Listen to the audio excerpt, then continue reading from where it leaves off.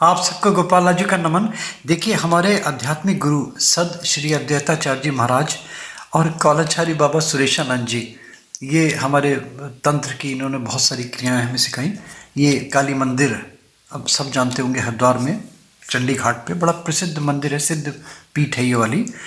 ये एक किताब लिखी थी मैंने, ऐसी बहुत सारी चीज़ें महाराज जी की कृपा से हमें मिली। इसमें बताने का उद्देश्य सिर्फ ये है, देखिए कि जो सब मैंने लास्ट में इसीलिए दिया है ना, इसमें मैंने 251 यंत्र लिखे और भी बहुत सारी तांत्रिक चीज़ें मैं बता रहा हूँ, लिखता रहता हूँ।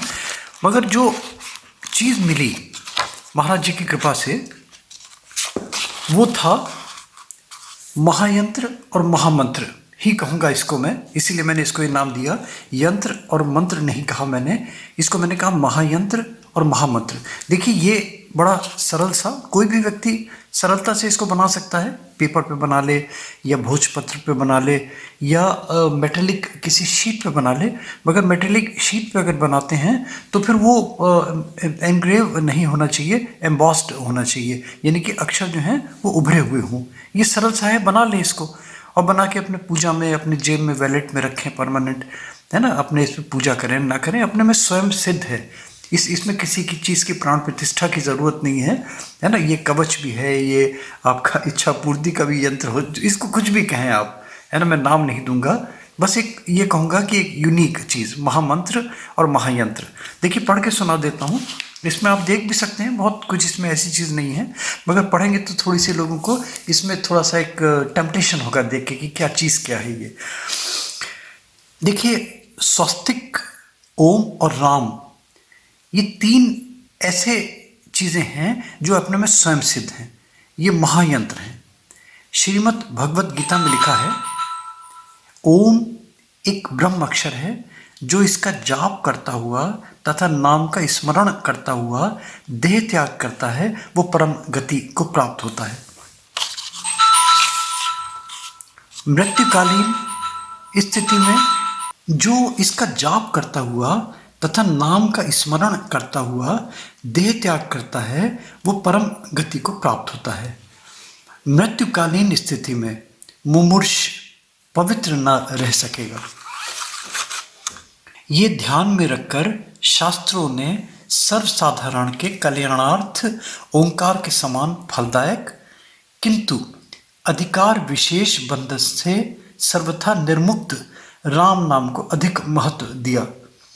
प्रयाण काल में ओंकार के उपांशु जाप का विधान है। इसीलिए कहा गया है कि ओम का उच्चारण करने मात्र से प्राणों की ऊर्ध्व गति स्वतः ही होने लगती है। इस मंत्र के जाप से भी उपरितन द्वार के प्राण प्रयाण के मूल सिद्धांत का ही संरक्षण होता है। इसीलिए ओंकार का उच्चारण प्राणों की ऊर्ध्व गति करने की क्षमता रखता है। उससे भी अधिक तारक मंत्र राम का नाम है। देखिए, अगर शब्द विस्फोट के सिद्धांतानुसार प्रत्येक अक्षर के उच्चारण से एक विशेष प्रकार का आभामंडल उत्पन्न होता है, ये सत्य है, पुनः पुनः सत्य है। त्रिकालज्ञ महर्षियों ने अपनी ऋतुम्बरा प्रज्ञा के द्वारा जब इस तत्व का अनुभव किया तो उन्होंने अधिकार विशेष की सीमा में आबद्ध ओंकार के स्थान पर सर्वजन सुलभ राम का नाम का ही प्रचार किया। ओम का ही स्वरूप वस्तुतः स्वस्तिक है। यदि इसके यंत्र, ताबीज आदि बना लिए जाएं तो साधक त्रिसुखों को भोगता हुआ अंततः परम गति को प्राप्त होता है।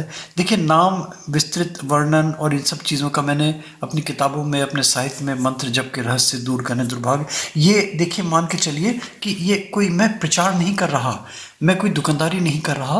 गोपाल लाजू मोटिवेशनल वीडियोस में कहीं भी आपको नहीं मिलेगा कि मैं कोई अपना नंबर दे रहा हूँ, ये मैं प्रचार कर रहा हूँ, ये मैं दुकानदारी कर रहा हूँ। इसका ध्यान रखें। देखिए, मैं वही चीज़ें दे रहा हूँ जो सारगर्भित हैं, ये वही चीज़ें दे रहा हूँ जो मैंने खुद अनुभूत की हैं, ये वही चीज़ें दे रहा हूँ जो मैंने बड़ी मेहनत से, मशक्क़त से मैंने प्राप्त करी हैं, है ना। ऐसा नहीं कि मैंने इधर उधर से कहीं से लेके इसमें अपना फिर मैंने R&D करी, अपनी चीज़ें देखी और संत महात्माओं का, गुणीजनों का, जो मर्मज्ञ हैं, उनसे चर्चा करके, उनसे शास्त्रार्थ करके कहूँगा, तब जाके चीज़ें सुलभ हो पाई। देखिए, सकारात्मक ऊर्जा के महास्रोतों का परीक्षण ऊर्जा मापक इकाई द्वारा वैज्ञानिक दृष्टिकोण से भी सिद्ध किया जा चुका है।